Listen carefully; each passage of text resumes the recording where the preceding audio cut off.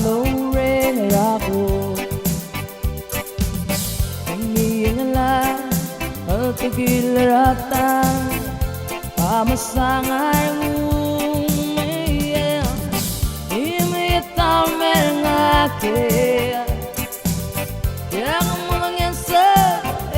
mo ngirgang away serengat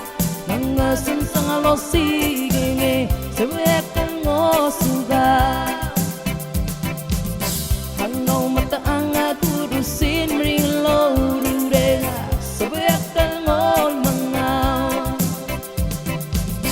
ilo kasmal mong imalabave imakliyar mo aring alarm mo tila akong iolim mo bang lumimita imita merngate yang mangyan sa mo ngiragaw away serengat nangasan sang alosigenge kabetan mo sugaw hanggaw mataanga kurusin mring lorure sabetan all mga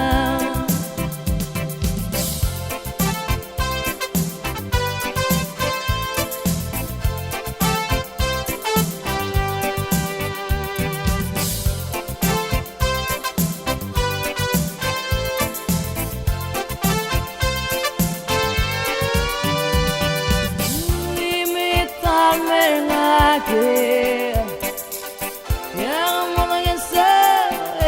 mo ngiragaw away serengat nangasan sang alosigenge sebekan mo suga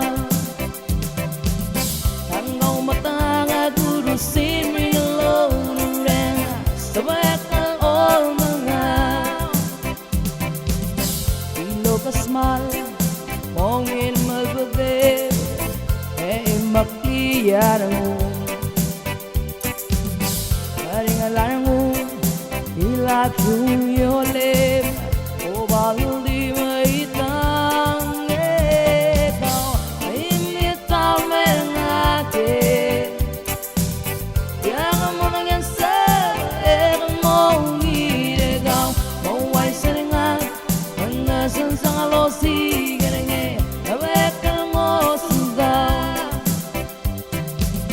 hanggaw mataanga kurusin mring lorurena sebekan all mga maway serengat nangasan sang alosigenge